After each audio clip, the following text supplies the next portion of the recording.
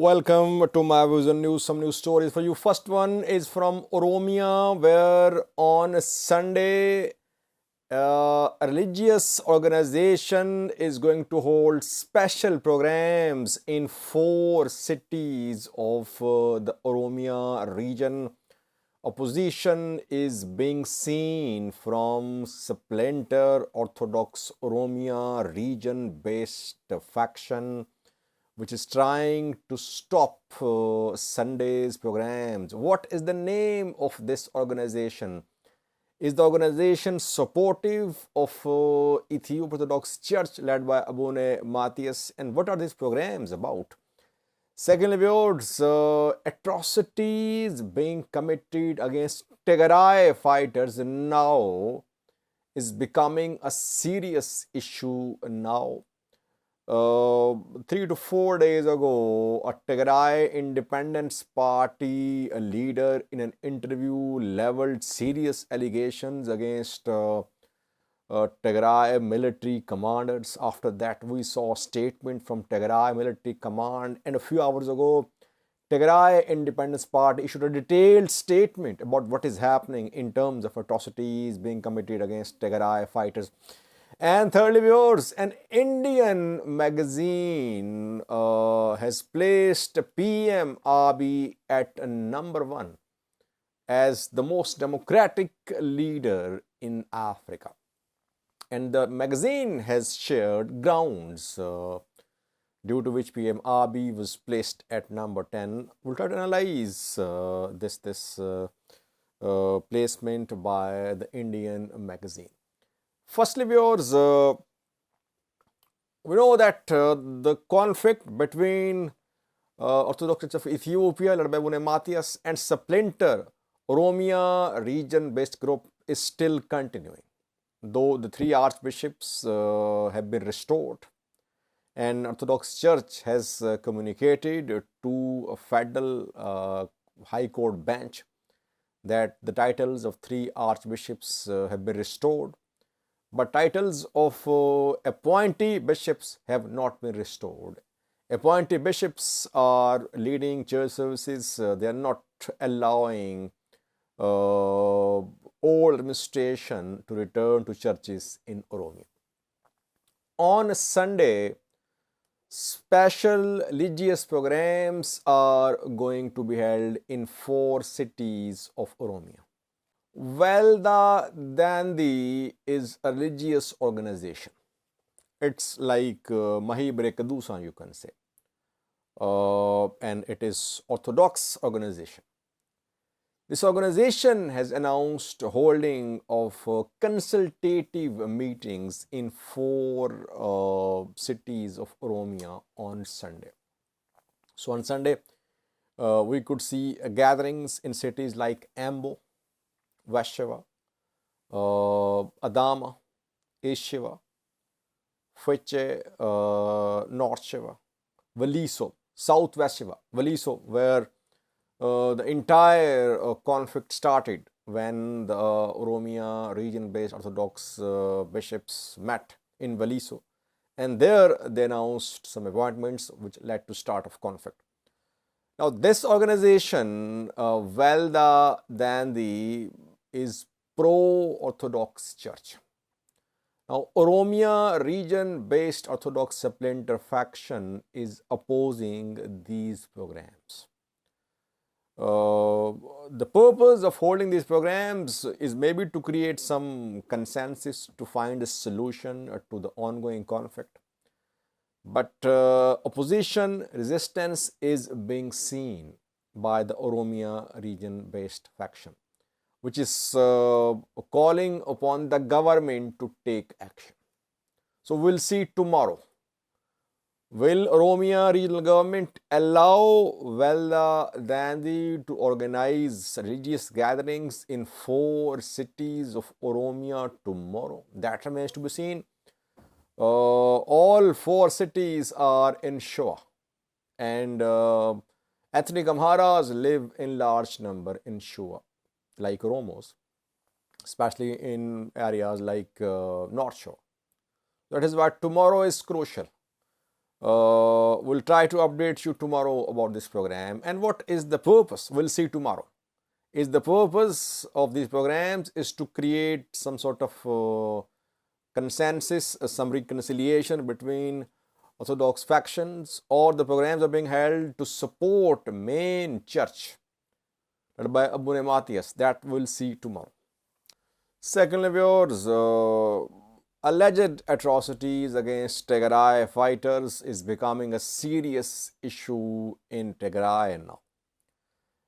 Dejan Mizgabe is a leader of Tigray Independence Party. 2 days ago, I did a video. I shared with you the content of his interview when he said that 7 Tigray fighters had been killed by their military commanders for asking questions. It happened in Varkamba. And immediately after that, we saw a statement from Tigray military command. Without naming Tigray Independence Party, without naming Dejan Mizgabe, Tigray military command had said that some from opposition were sharing false information. They were creating instability. Tigray Independence Party then a few hours ago issued a statement. Tigray Independence Party is backing Dejan Mizgabe's remarks. The incident did happen. Now, this is Tigray Independence Party's official position. The party says that its leaders are out on the field. They are visiting the areas where these atrocities are being committed. So, after field visits, the party leaders are speaking about the atrocities being committed against Tigray fighters. Government should hold an inquiry into these reports. Instead, government is accusing Tigray Independence Party, and government is trying to pressurize the Tigray Independence Party. TIP says that military lower ranks are facing consequences for asking questions. So Tigray military, Tigray regional government, though TIP does not consider Tigray regional government as a legitimate government now, that inquiry should be conducted. It is happening. Oh, these are very serious allegations, views, that Tigray military is banning difference of opinion. Those Tigray fighters who are questioning disarmament, demobilization, they are now being, they're facing the consequences. And TPLF is in power. TPLF in power, Tigray military command is aligned with TPLF.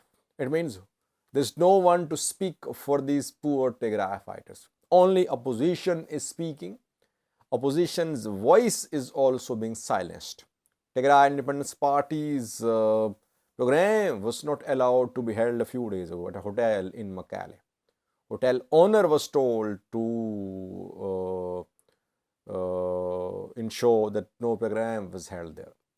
And then the party protested, but police intervened, police dispersed protesters. So you see that those who are reporting about ongoing irregularities, atrocities, of which Tigray government or Tigray, some sections of Tigray military are part of, they are now being branded as traitors, as those who want to create instability.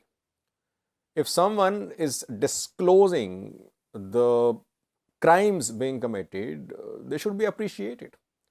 I had said, if you remember, when Tigray military command issued a statement, that the Tigray military command should specifically address the allegations.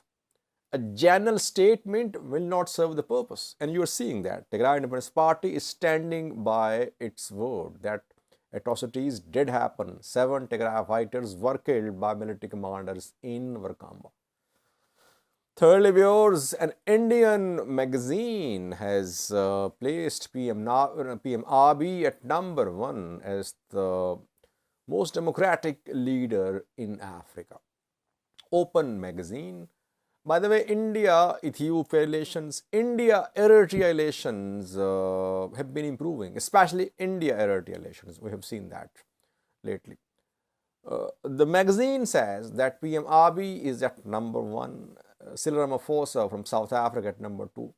Why? Because PM Abiy's government introduced democratic reforms, it released political prisoners, it implemented various projects, it built dam, it built Ethiopia-Djibouti highway, it is working on building industrial parks, it has planted billions of trees. PM Abiy is giving more share to women in comparison to past practices at the cabinet, etc., etc.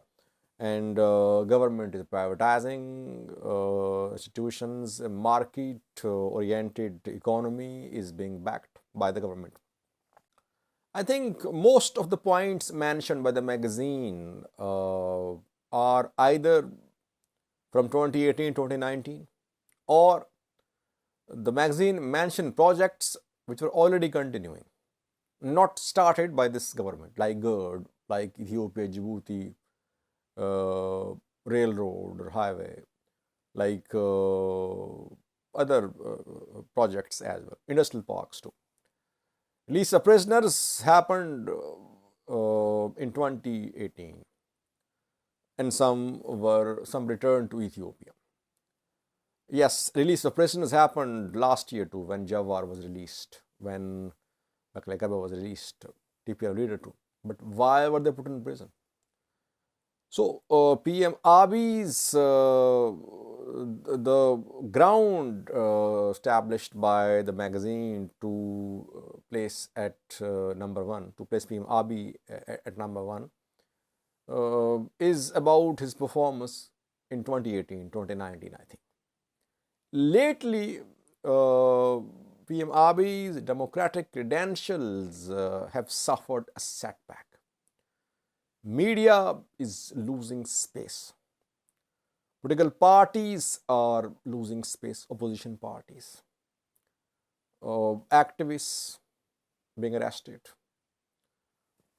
Federal government stronger, getting stronger, regions becoming weak. Several issues we can discuss. Having said that, we need to compare PM Abiy and other African leaders. Do you think other African leaders are more democratic? No.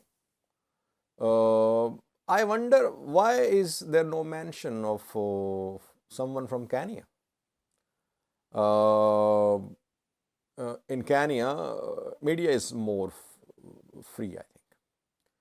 Media has more freedom in Kenya. Democratic elections held, more democratic, more participatory election in Kenya than in Ethiopia.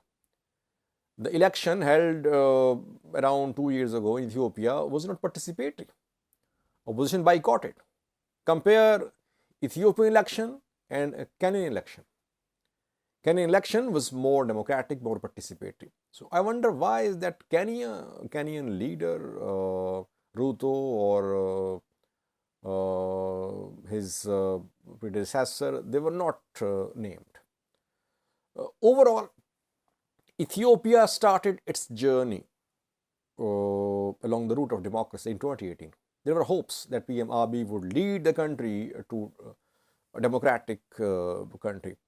But the issues which the government faced and the way government handled those issues have led to a situation where no one can say that Ethiopia is on right course towards democracy.